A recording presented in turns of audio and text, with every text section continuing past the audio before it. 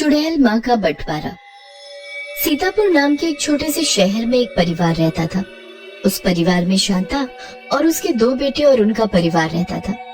शांता के बड़े बेटे और बहू का नाम विजय और वीना था। शांता के छोटे बेटे का नाम रवि और बहू का नाम रीना था। शांता की एक बेटी भी थी जिसका नाम नीमा था। नीमा की शादी की उम्र हो गई थी और घर वाले उसके लिए लड़का देख ही रहे थे। शांता के दोनों बेटे अपनी जिंदगी में मस्त थे। वो हर वक्त बस अपनी बीवियों की ही सुनते थे। एक दिन की बात है जब शांता की तबीयत काफी खराब हो जाती है। शांता अपने कमरे में लेटी अपने बेटों और बहुओं को आवाज देती रहती है पर उनकी कोई नहीं सुनता। फिर जैसे ही उसका बड़ा बेटा ऑफिस के लिए निकलता है तभी शांता उसे रोककर अपने पास बुलाती है। विजय बेटा, विजय जरा मेरे पास तो आ बेटा। देख तेरी माँ कल से बीमार पड़ी है पर तेरी बीवी ने एक बार भी आकर नहीं देखा। ओहो माँ, क्या है आपको? अभी मैं ऑफिस के लिए निकला भी नहीं हूँ कि आपने अपनी बहू की बुराई करना शुरू कर दिया।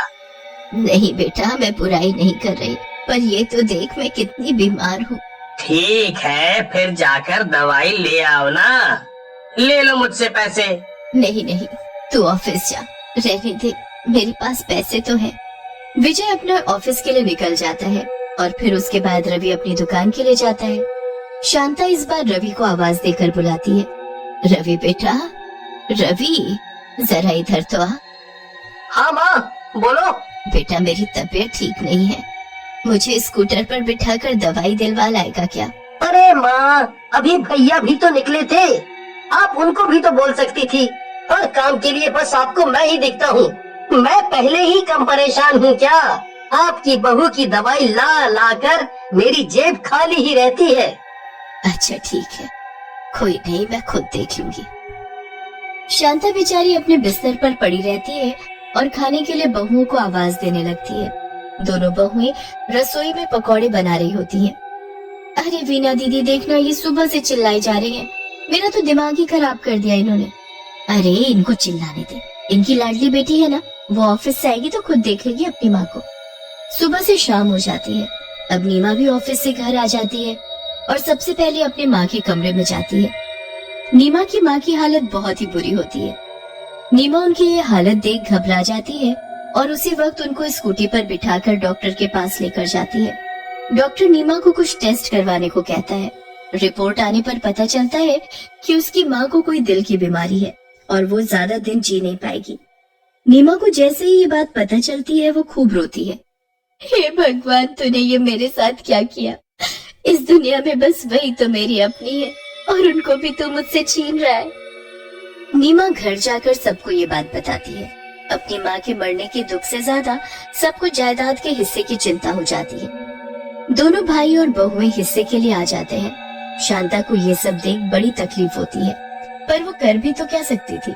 दोनों भाई और बहुएं उसके सामने चूहे बिल्ली की तरह मकान और जेवर के लिए लड़ रहे थे। उनको देख शांता की तबीयत और बिगड़ जाती है। नीमा चिल्लाती रह जाती है पर उसकी कोई नहीं सुनता और शांता वहीं अपना दम तोड़ देती है। नीमा फूट फूट कर रोने लगती है। उसका तो जैसे सब कुछ खत्म हो चुका होता है। अगले दिन उसकी माँ का अंतिम संस्कार होता है। दोनों भाई ये सोचकर बैठे होते हैं कि अब उनको आधा आधा हिस्सा मिल जाएगा। 2-4 दिन ऐसे ही निकल जाते हैं। उसके बाद एक रात शांता के कमरे से खांसने की आवाज आती है। खांसने की आवाज सुनकर रवि उस कमरे में झांकता है तो उसके होश ही उड़ जाते हैं। उसकी माँ के बिस्तर पर एक चुड़ैल बैठी होती है। आजा बेटा, आजा, मुझे दवाई दिला ला। भैया, चुड़ैल! माँ के कमरे में चुड़ैल है। रवि सबको इकट्ठा करके उस कमरे में चुड़ैल को दिखाने लाता है पर वहाँ तो कोई भी नहीं होता। कोई रवि की बात पर यकीन नहीं करता। फिर अगले दिन दोनों भाई बैठकर हिस्से की बात करने लगते हैं और नीमा से घर के कागजों और गहनों के बारे में पूछते हैं। मुझे नहीं पता माँ ने घर के कागज और गहने कहाँ रखे हैं। उन्होंने मुझे कभी भी इसके बारे में नहीं बताया। ऐसा कैसे हो सकता है कि तुम्हें भी इसके बारे में नहीं पता? बस फिर क्या था, पूरा घर माँ के गहने और घर के कागज ढूंढने में लग जाता है। पूरे घर को ढूंढने के बाद अब बारी आती है माँ के कमरे की। सब लोग माँ के कमरे की एक एक जगह छान मारते हैं पर कागज और गहने कहीं भी नहीं मिलते। सब थक हार कर अपने कमरे में जाकर सो जाते हैं। अब आधी रात को फिर से माँ के कमरे से हंसने की आवाज आती है।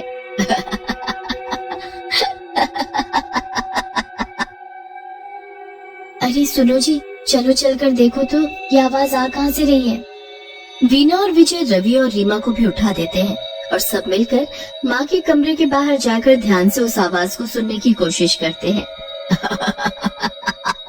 मैं दरवाजा खोल कर देखता हूँ। जैसे विजय दरवाजा खोलता है तो सामने बिस्तर पर एक चुड़ैल लेटी हुई होती है, जो अचानक उठकर बैठ जाती है और जोर जोर से हंसने लगती है।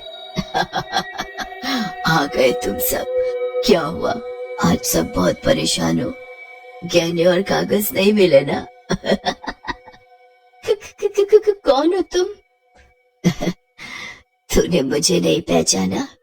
मैं तो वही सास हूँ जिसकी तूने खूब सेवा की है।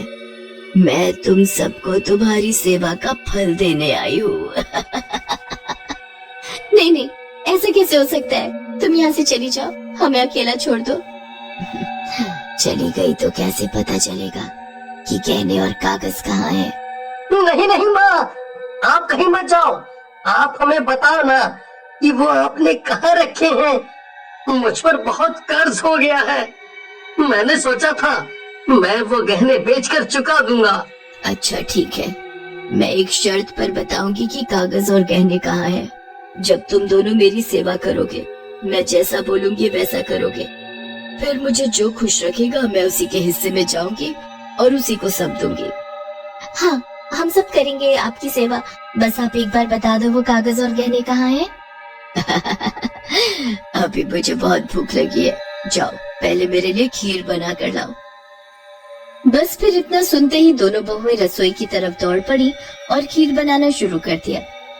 दोनों बहुएं अपनी अपनी खीर लेकर अपनी चुड़ैल सास के पास पहुंची और उसके सामने खीर रख दी।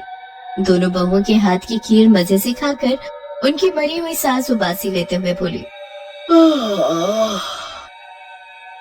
मजा आ गया। अगर ऐसी खीर मुझे मरने से पहले खिलाई होती तो आज कागज और गहने तुम्हारे पास होते। खैर चलो, अब मेरे पैर दबाओ, फिर मैं बताऊंगी कि कागज और गहने कहाँ हैं। इसके बाद फिर रवि और विजय दोनों अपनी मरी हुई माँ के पैर दबाने लगते हैं। जीते जी तो नहीं, पर चलो मरने के बाद ही सही। तुमने मेरी कुछ सेवा तो की, बहुत आनंद आ रहा है। ऐसा लग रहा है बस सो जाओ। माँ, पर वो कागज और गहने कहाँ हैं? वो तो बता दो, फिर सो जाना। अभी मुझे नींद में कुछ याद नहीं आ रहा। जब मैं सोकर उठूंगी तब बताऊंगी।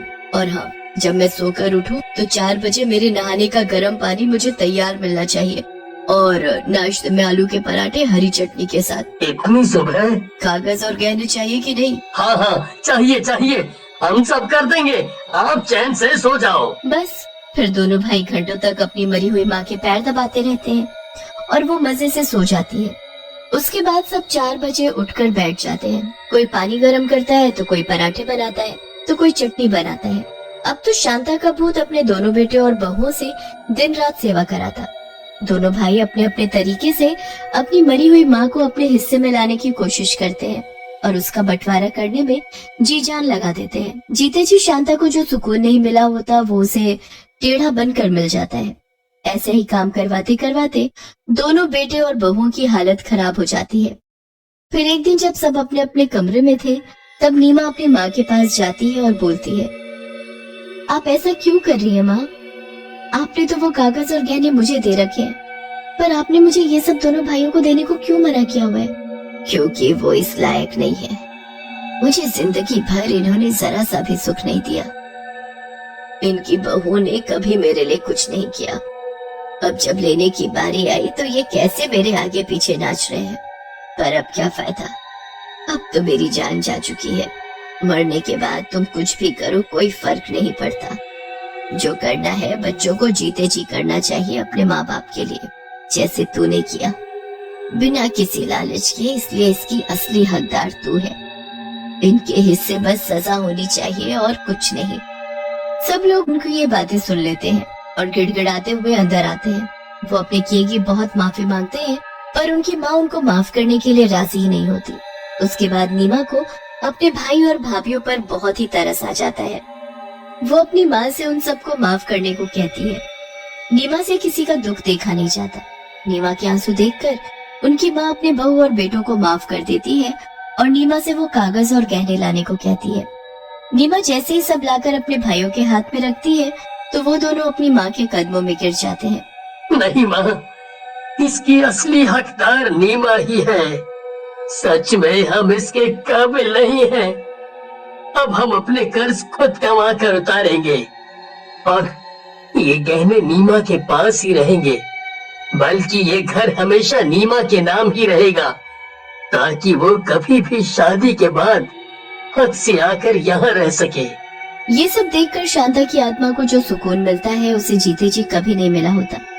वो सबको आशीर्वाद देकर गायब हो जाती है।